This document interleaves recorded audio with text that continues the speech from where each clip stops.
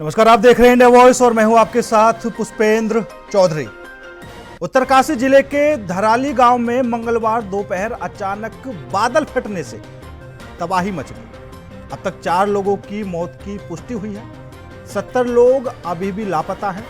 सेना, एनडीआरएफ और एसडीआरएफ राहत और बचाव कार्य में जुटी हुई है। इस त्रासदी में धराली गांव के होटल, घर, दुकानें और सेब के बगीचे मलबे में पूरी तरीके से बदल चुके हैं। प्रशासन को आशंका है कि मृतकों की जो संख्या है वो बढ़ सकती है। मंगलवार दोपहर करीब 2 बजे धराली गांव के ऊपर अचानक बादल फट गए। देखते ही देखते खीरगंगा नदी का पानी और पहाड़ से भारी मलबा मात्र 20 सेकंड के भीतर गांव की ओर आ गिरा।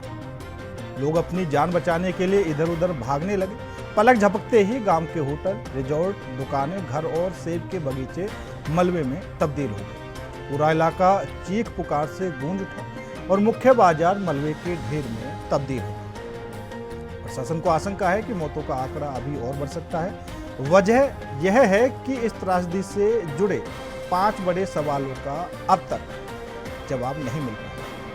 इन सवालों के जवाब मिलते ही न सिर्फ मौतों का सही आंकड़ा सामने आएगा, बल्कि असली स्थिति का भी स्पष्ट अंदाजा लगाया जा सकता है। उत्तरकाशी की धराली आपदा को लेकर कई सवाल अब उठने लगे हैं। आपदा भीषण है, इसलिए अभी ध्यान राहत बचाव पर लगा हुआ है।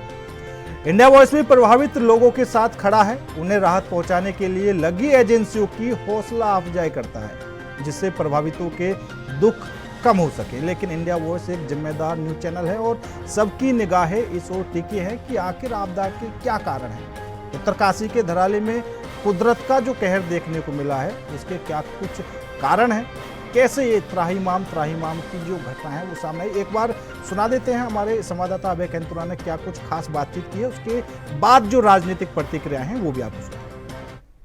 धराली में जो आपदा आई है उस आपदा पर बातचीत करने के लिए हैं विनोद कुमार सुमन, जो आपदा सचिव है उनसे। सर, क्या स्थिति अभी लग पा रही है? अभी देखिए, स्थिति काफ़ी हद तक सामान्य बनाने का प्रयास किया गया है। स्थिति फिलहाल सामान्य है। रेस्क्यू काम में हमारे लगभग 250 से ज़्यादा लोग लगे हैं। अब तक 150 से ज़्यादा लोगों को बचाया गया है। लगभग 600 राहत कर्मी हमारे रास्ते में हैं, वो मौके की तरफ जा रहे हैं। जो ही विंडो खुलेगी, हमारे MI-17 चिनूक हेलीकॉप्टर और बहुत सारे संसाधन हैं, उनके माध्यम से भेजने की कार्रवाई की जाएगी। सर, कुछ लोगों का रेस्क्यू कुछ किया गया, कितना अपडेट? कुछ लगभग 150 से ज़्यादा लोगों को रेस्क्यू कर लिया हम लोगों ने। 150 लोग। अभी कुछ MI-17 इनकी मदद ली जा रही है? अभी वो जोरीग्रांट में लैंड कर गए हैं। हम लोग मौसम खुलने का इंतजार कर रहे हैं। अभी मौसम खुलेगा उनको रवाना करेंगे। थैंक यू सर बातचीत करने के लिए। ये कह सकते हैं कि आपदा सचिव ने साफ तौर पर कहा कि जो उत्तरकाशी का जो रेस्क्यू अभियान है वो युद्ध स्तर पर जारी है। 200 से ज़्यादा लोग इस रेस्क्यू अभियान में वहाँ पर लगे। कोशिश ये की जा रही है कि जैसे ही मौसम साफ होता है तो फिर जो चिनूक या जो MI-17 हेलीकॉप्टर उनकी मदद से भी इस रेस्क्यू अभियान को किया जा सके। कैमरामैन सुनील साथ अभय कैंतुरा, इंडिया वॉइस, देहरादून।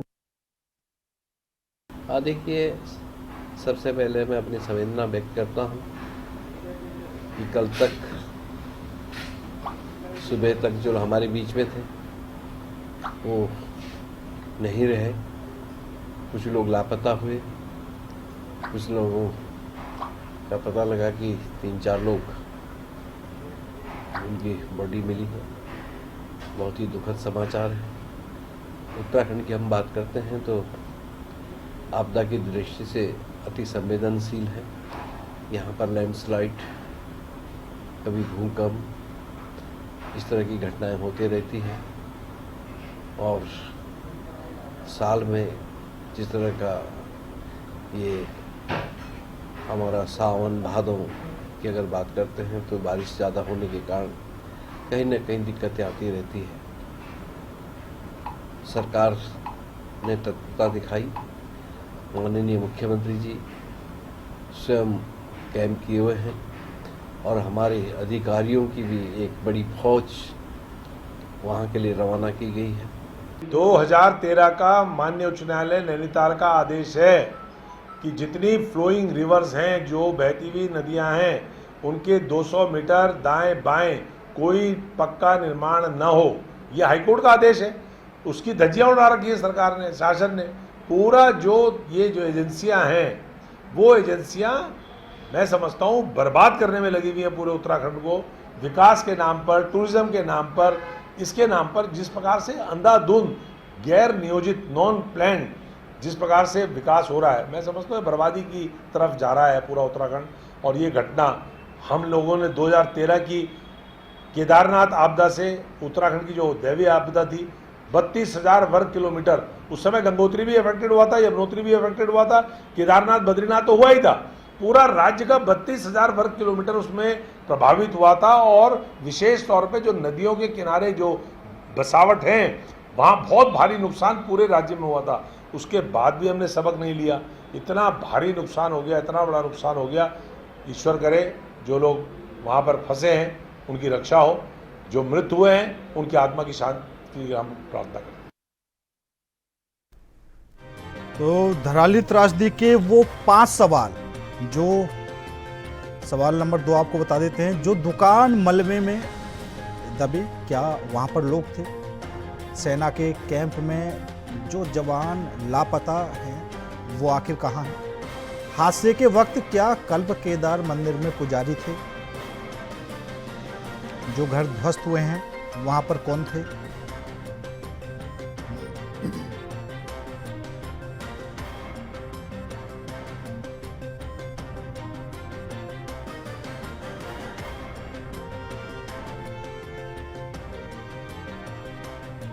और आज इसी मुद्दे पर करेंगे चर्चा। चर्चा में शामिल होने के लिए हमारे साथ भारतीय जनता पार्टी से नवीन परसाली जी हैं और वहीं कांग्रेस से हमारे साथ डॉक्टर प्रतिमा सिंह जी हैं। दोनों ही मेहमानों का बहुत बहुत स्वागत है। सबसे पहले नवीन जी, आपसे सवाल करना चाहूंगा, क्या इस प्राकृतिक आपदा को रोका जा सकता था? पुष्पन जी, कभी कभी जो आपदाएं होती है मानवीय नियंत्रण से बाहर होती हैं। हाँ। और जिस प्रकार की बादल फटने की घटना ये हुई, हाँ। और जो आपदा वहां पर आई, वो नियंत्रण से एक हिसाब से बाहर थी। लेकिन घटना के घटित होने के बाद तुरंत सरकार ने एक हाई लेवल मीटिंग के जरिए सभी नहीं, बिल्कुल कल भी सीएम धामी ने साफ तौर पर कहा था कि जो प्राकृतिक आपदाएं हैं उनको कोई नहीं रोक सकता, और ये बात हकीकत भी है। उनको ना तो बीजेपी रोक सकती है, ना ही कांग्रेस रोक सकती है। लेकिन प्राकृतिक आपदाओं से जो नुकसान हुआ है उनको तो जरूर रोका जा सकता था। जिस तरीके से उत्तराखंड में नदी नाले उफान पर हैं, 163 सड़कों का जो आवागमन है पूरी तरीके से बाधित हो चुका है, बेकार हो चुकी हैं। क्या अलर्ट नहीं दिया जा रहा था? लोगों को अलर्ट मोड पर नहीं रखा जा रहा था? चेतावनी नहीं दी जा रही थी? और अभी जैसा सूर्यकांत धस्माना जी ने कहा कि जो नदी नाले हैं यहाँ पर ये नियम भी है कि 200 मीटर दूर तक निर्माण कार्य नहीं हो सकता। देखने को मिल रहा है होम स्टे, होटल, घर, मकान, दुकान, सब कुछ। बिल्कुल पुष्पन जी, आप सही कह रहे हैं। आपने एक अपने सवालों के जरिए एक कॉम्प्रिहेंसिव बात की है। इसी संबंध में मैं ये कहना चाहता हूं कि जैसे इस प्रकार की आपदा है जो उत्तरकाशी में अभी आई है, सब मानवीय नियंत्रण से बाहर होती है। लेकिन नियंत्रण के पश्चात सरकार ने जिस प्रकार के स्टेप उसको राहत और बचाव कार्य के लिए किए, वो निसंदेह त्वरित किए गए और सारी टीमें भेजी की लगातार खबरें आपके चैनल द्वारा लोगों को पहुंचाई जा रही हैं। और इस वक्त सरकार का पूरा ध्यान केंद्रित है राहत और बचाव कार्य के लिए। लेकिन जहां पर आपने फिर धस्माना जी का अभी जो बयान था उसका रेफरेंस दिया, तो मैं इसमें ये कहना चाहता हूँ कोर्ट के आदेश, निसंदेह एनजीटी भी लगातार ये प्रयास करती है कि नदी के किनारे 30 मीटर तक निर्माण नहीं होना चाहिए और इन सभी चीजों का पूरा तरह से पालन होना चाहिए। लेकिन आपने देखा कि ये निर्माण कार्य 25-25, 30 साल पुराने हैं और हमारी सरकार ने अभी पिछले साल ही जब केदारनाथ यात्रा शुरू हुई थी उससे पहले इन ऐसे निर्माण कार्यों को हटाने की बात कही थी और कई निर्माण कार्य हटाए थे। देहरादून में हमने निर्माण कार्य हटाने की कोशिश की, उस वक्त विपक्ष ने जो राजनीति की वो भी सबने देखी। खैर आज जो मुद्दा है मैं उसमें बहुत ज्यादा नहीं जाना चाहता हूं। मैं ये नहीं कहना चाहता हूं कि उस वक्त एनजीटी के आदेश का कैसे अनुपालन नहीं करने के लिए हरीश रावत जी ने गंगा को स्क्रैच चैनल बना दिया था। माँ गंगा की जो बात कही थी उसको स्क्रैच चैनल बना दिया था। बहुत सारी बातें उसमें नहीं, देखिए अगर पीछे की बातों पर जाने का कोई फायदा नहीं है। फिलहाल की जिम्मेदारी तो आपको लेनी पड़ेगी। और सबसे बड़ा सवाल यही है कि अगर सरकार की तरफ से, प्रशासन की तरफ से लगातार लोगों को चेतावनी दी जा रही थी कि भैया नदी नाले उफान पर हैं, वहां पर नहीं जाना है आप लोगों को, तो जो निचले इलाके हैं वहां पर तो सबसे बड़ा खतरा मंडराता रहता है कि अगर जो पहाड़ी इलाके हैं वहां से किसी तरह का पानी छूटे। लगातार सरकार की तरफ से हाई अलर्ट रखा था, पूरा उत्तराखंड हाई अलर्ट पर था। स्कूलों की छुट्टियां भी प्रशासन ने की थी, यहाँ तक कि देहरादून में भी स्कूलों की छुट्टियां की थी। इस लेवल का ये बारिश का अंदेशा था और जो हुआ अभी, लगातार बारिश हो रही थी, उसको पहले से प्रिडिक्ट किया गया था, फोरकास्ट किया गया था और हर एक मोबाइल पर मैसेज भेजा गया, सब अलर्ट प्रशासन द्वारा किया गया। लेकिन कहीं कहीं पर अब उत्तरकाशी वालों को भी ये पता नहीं था और इस प्रकार की जो बादल फटने की घटना है, टेक्नोलॉजी अभी तक इस लेवल पर नहीं बढ़ी है कि उसका पूर्वानुमान उस हिसाब से लगाया जाए, लेकिन हाई अलर्ट पर था।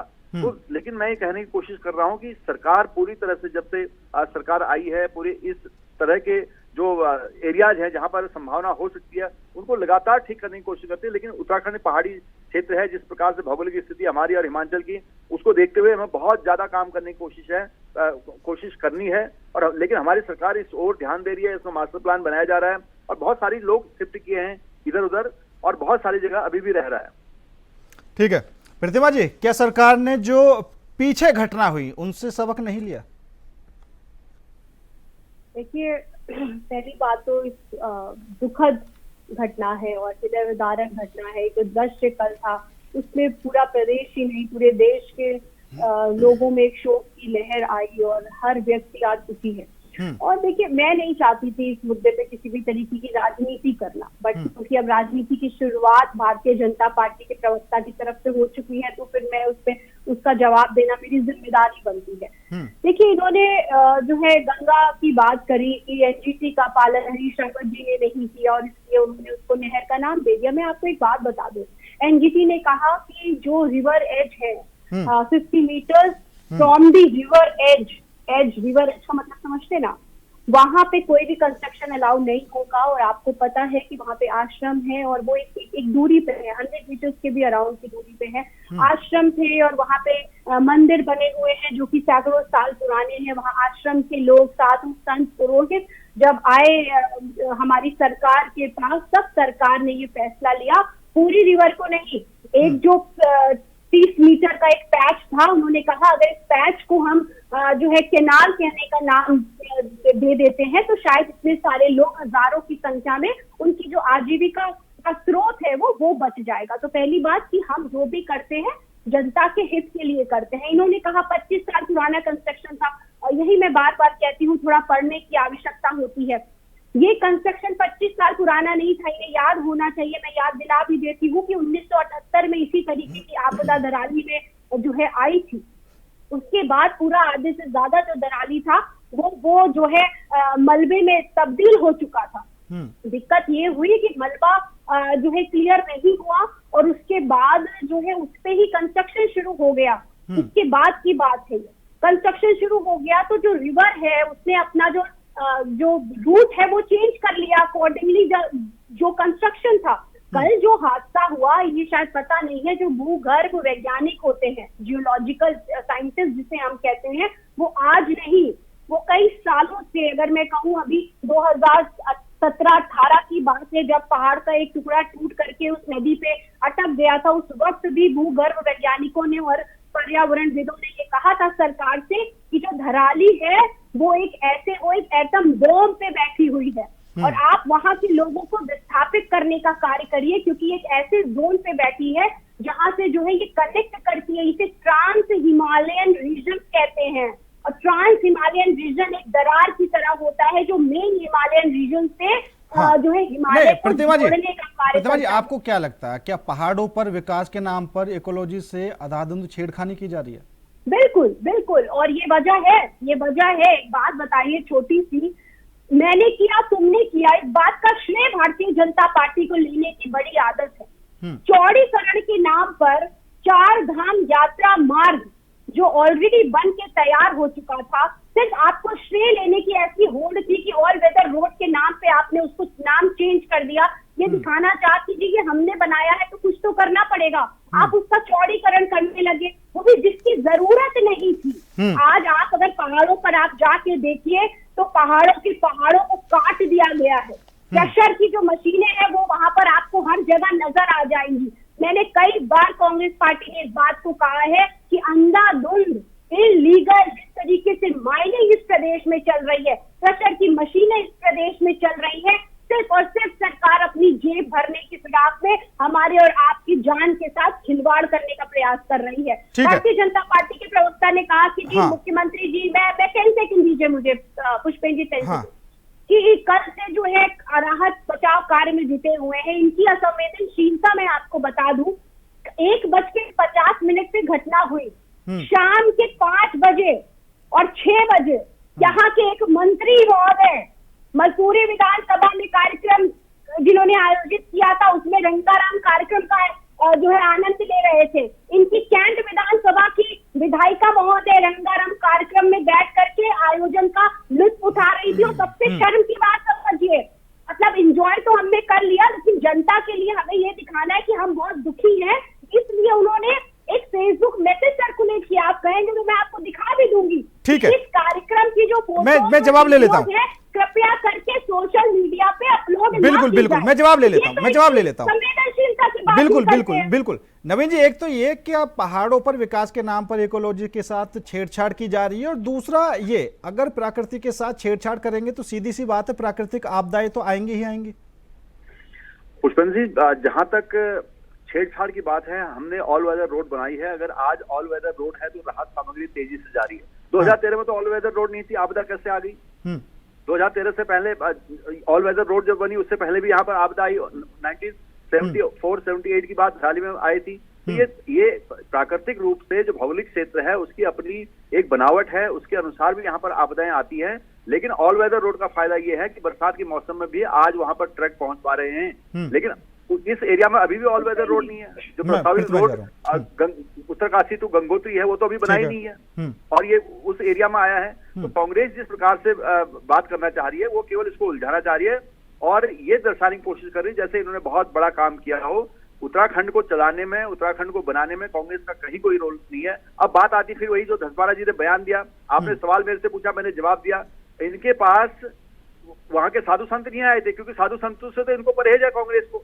इनके पास आए थे जो कांग्रेस के होटलियर हैं, जिनके होटल हैं वहां पर हरिद्वार में, वो लोग आए थे और उनके दबाव में इन्होंने मां गंगा को स्क्रैप चैनल कर दिया। जो मां गंगा 125 साल पहले मदन मोहन मालवीय जी ने अंग्रेजों के साथ बैठकर, सभी राजाओं के साथ बैठकर जिसको अविरल धारा बनाई थी, उस धारा को स्क्रैप चैनल करने के काम इन्होंने किया। और अभी प्रतिमा जी हंसने का कर रहे हैं क्योंकि खिसियानी बिल्ली खंबा नोचे, आपके अलावा बोलने का नहीं है। आप बोलो अगर। अच्छा नवीन जी 125 साल पहले जो बात हुई थी उसको आपने किया, जो सनातन के विरोध में आप काम करते हैं कांग्रेस में। लेकिन आज में वही छोड़ दी राहत और बचाव कार्य पर हमारा फोकस नहीं, ठीक है प्रतिभा जी, राहत और बचाव कार्य पर। माननीय मुख्यमंत्री जी ग्राउंड जीरो पर गए, उन्होंने देखा, प्रधानमंत्री जी ने खुद स्वयं मुख्यमंत्री जी को फोन किया और हर प्रकार से आश्वासन दिया है। एनडीआरएफ, एसडीआरएफ की टीमें सारी वहां पर पहुंच चुकी है, पूरा लाइनअप है, 5 हेलीकॉप्टरों से वहां पर राहत सामग्री भेजी जा रही है, एम्बुलेंस की पूरी व्यवस्था है। वहां के स्थानीय नागरिक भी सरकार के प्रशासन की मदद कर रहे हैं और लोगों को लगातार रेस्क्यू किया जा रहा है। पुष्पेंद्र जी, नहीं बिल्कुल नवीन जी, और जैसा अभी आप बोल रहे थे कि जो भौगोलिक बनावट है उत्तराखंड की, तो ये प्राकृतिक आपदाएं पहले भी आती थी और अभी भी आ रही हैं, ठीक है। लेकिन जो 163 सड़कें पूरी तरीके से बंद हैं, उसमें राष्ट्रीय राजमार्ग भी हैं, ठीक है। तो ऐसा भी हो सकता है ना कि 2-4 गांवों का तो आपको पता ही ना हो कि कहां कहां से संपर्क टूटा हुआ। नहीं, हमारा जो ऐसा कोई भी नहीं है, सारे सरकार के नोटिस में है, क्योंकि सरकार के पास सारी व्यवस्थाएं हैं कम्युनिकेशन की और सब कुछ है। जहां जहां संपर्क टूटता है वहां पर त्वरित कार्रवाई होती है, क्योंकि हमारे पास आप देखते हैं राष्ट्रीय राजमार्ग हो चाहे स्टेट हाईवे हो, सभी जगह आज इस बारिश के मौसम में कदम कदम पर बुलडोजर होते हैं, जेसीबी मशीनें होती हैं। तो जहां जिसकी जरूरत पड़ती है वो वहां से 1-2 किलोमीटर की रेंज में आसपास मूव करते हैं और सड़कें क्लियर करते हैं। और यही काम हर्सिल और इधर के एरिया में भी हुआ, जहां पर पूरा रोड ब्लॉक हो गई थी, उस रोड को करने का काम किया गया, पूरा खाली करने का काम किया। स्थानीय प्रशासन ने पूरी मदद ली, जो लोग वहां काम करते हैं उन्होंने मदद की है। तो सारा तंत्र पूरा मिलकर, सरकार और सरोकार दोनों मिलकर इस वक्त इस धराली में जो घटना हुई है उसके रेस्क्यू ऑपरेशन में पुष्पेंद्र जी लगे हुए हैं। ठीक है प्रतिमा जी, देखिए बात यहाँ पे आपदा की हो रही है, लेकिन फिर से बात घूम फिर करके सनातन धर्म की आ जाती है। और एक महत्वपूर्ण बात, माँ गंगा का नाम जो आप पर धब्बा लगा हुआ है उस धब्बे को आप मिटा नहीं सकते। आप बोल लीजिए, जो धब्बा आप पर लगा है वो धब्बा लगा है, आप पर धब्बा लगा है केदारनाथ में हाथ खड़े करने के। नहीं ठीक है, केदारनाथ ठीक है नवीन जी, में आपने हाथ खड़े किए, ठीक है, आप बोल ही नहीं सकते। आपने हाथ खड़े किए हैं, आपने हरिद्वार के साधु संतों का अपमान किया है, अपने लोगों के दबाव में आकर आपने मां गंगा का अपमान किया। कांग्रेस के होटल वाले जो लोग थे उनके दबाव में आकर कांग्रेस ने मां गंगा का अपमान किया है, आपने भगवान केदारनाथ का अपमान किया है। आप कांग्रेस कभी भी सनातन की बात नहीं कर सकती है। आपको शर्म नहीं आती इस तरीके की घटिया बात करते हैं आप? अंग्रेजों से डर सकते हैं? मदन मोहन मालवीय की मां गंगा को कांग्रेस इस प्रदेश में कलंक न बनाने में न चलाने में कहीं भी कांग्रेस का हाथ नहीं है। तो फीस निकालने से, भ्रष्टाचार निराकरण निकालने से कोई फर्क नहीं पड़ेगा। यहाँ इस प्रदेश की जनता जानती है, जब जब यहाँ पर आपदा आई तो भारतीय जनता पार्टी सरकार हमेशा जनता के साथ खड़ी है, जनता के साथ खड़ी रहेगी। इस वक्त हमारी सरकार का पूरा ध्यान केंद्रित है बचाव और राहत कार्य पर। ठीक है, ठीक है, ठीक है, ठीक है, ठीक है, ठीक है, ठीक है, ठीक है, ठीक है, ठीक है, ठीक है, शांत हो जाइए, शांत हो जाइए, शांत हो जाइए। देखिए फिलहाल सवाल ये है, वो जो होटल सैलाब में बह गए, क्या वहां पर लोग थे? जो घर मलबे में दब गए वहां पर लोग थे? कोई आंकड़ा आना बाकी है, कुछ पता है? बिल्कुल, सरकार सारी जानकारी जुटा रही है, क्योंकि पुष्पेंद्र जी आसपास के लोगों से पूछा जा रहा है कौन कौन कहाँ है, आताश कौन है, कौन कहाँ से गायब हुआ है, उनका सारा ठीक है जा रहा है। नवीन जी, ठीक है, सारा डेटा लिया जा रहा है। चलिए ठीक है, प्रतिमा जी। हाँ, देखिए डेटा इनसे पूछ लीजिए आप, इनसे आप इतना पूछ लीजिए कि मलबे में कितने लोग दबे, इनसे आप इतना पूछ लीजिए कि कितने लोग उन होटल्स में, उन रिजॉर्ट में, उन घरों में थे जिनकी आज जो लापता है। मेरे पास डेटा नहीं है कि सरकार उसका डेटा जुटा रही है, सारे डेटा जुटाए जा रहे हैं। यहाँ पर मेरे पास डेटा नहीं है, आप उसका क्या पूछ रहे हैं? सरकार लगातार बयान दे रही है कि कितने लोग रेस्क्यू किए गए, कितने लोगों की बॉडी रिकवर की है। सरकार लगातार सूचना दे रही है, सरकार की सूचना लगातार आ रही है, सरकार के अधिकारी लगातार सूचना दे रहे हैं। बात जमाने की व्यवस्था करें आप। नहीं बिल्कुल नवीन जी, देखिए ये जिम्मेदारी तो लेनी पड़ेगी, ये जिम्मेदारी तो आपको नहीं तो वहां का जो प्रशासन है उसको जिम्मेदारी लेनी पड़ेगी, क्योंकि वो इलाका मैंने भी देखा है, तस्वीरों में भी साफ दिखाई दे रहा था। जो थराली गांव है वो नीचे की तरफ है और ऊपर से आपदा आती है, वो जो मलबा था ऊपर से बहकर आ रहा है। ठीक है, अगर आपकी तरफ से पहले से चेतावनी दी जा रही थी कि भैया जो निचले इलाके हैं वहां पर इस तरह का खतरा बन सकता है, जो बारिश का कहर बरप रहा है वो भी पहले से देखने को मिल रहा था, तो वहां पर लोग फिर भी क्यों घूमने जा रहे थे? उस इलाके को क्यों खाली नहीं कराया गया? देखिए पुष्पेंद्र जी, हाई अलर्ट पूरे उत्तराखंड में था, मैं यही तो कह रहा हूँ कि तो आखिर लोग वहां पर क्या कर रहे थे? हमारी सरकार ने हाई अलर्ट दिया, प्रशासन को पूरा अलर्ट पर रखा। अगर उसके बाद भी जनता आवाज आई तो करेंगे, जनता को कैसे आवाज आई?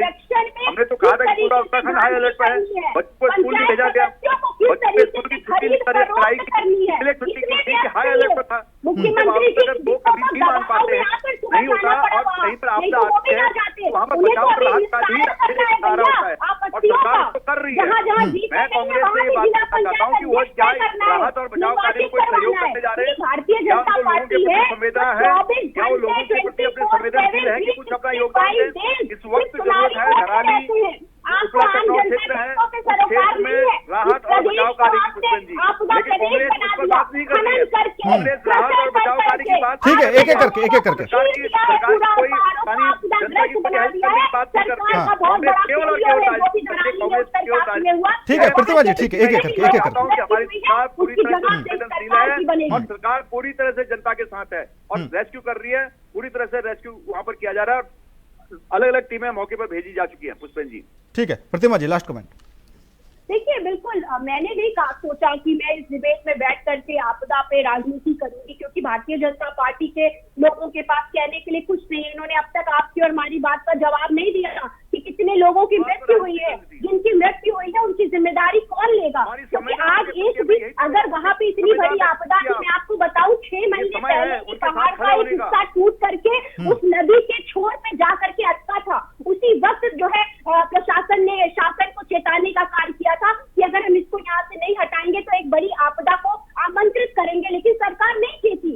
मैं कह रही हूँ कि निगम हो, निकाय हो, पंचायत हो, इन्हें सिर्फ और सिर्फ चुनाव से मतलब है, इन्हें कुछ भी करके सत्ता में आने से मतलब है, इन्हें आपकी और हमारी जान से बिल्कुल भी मतलब नहीं है। जिनके अपने खोए हैं उनसे पूछिए जा करके। आप तो यहाँ बैठ के बातें कर रहे हैं, झूठ बोल रहे हैं, स्वीकार करिए सरकार की गलती है, सरकार नहीं चेता पाई समय पे। कभी कभी स्वीकार कर लेना बड़ा अच्छा होता है, अपने हिस्से लिए होता है, उन पर थोड़ा नियंत्रण रखवाइए।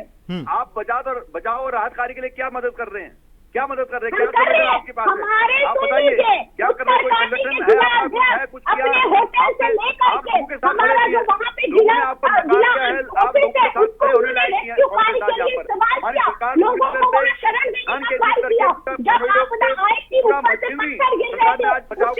चलिए ठीक है नवीन जी और प्रतिमा जी, आप दोनों का ही बहुत बहुत धन्यवाद मेरे साथ इस खास चर्चा में जुड़ने के लिए। लेकिन उत्तरकाशी के धराली गांव में जिस तरीके से प्राकृतिक आपदा देखने को मिली है, यानी कितने लोग फिलहाल लापता हैं। लगातार सर्च ऑपरेशन सेना की तरफ से चलाया जा रहा है। कितना समय लग सकता है अभी इसकी भी कोई पुष्टि नहीं है। हालांकि जो आंकड़े सामने आ रहे हैं कि 300 के करीब लोगों को रेस्क्यू कर लिया गया है और 6 लोगों की मौत की पुष्टि फिलहाल हो चुकी है। फिलहाल मेरे साथ इस खास पेशकश में इतना ही। नमस्कार।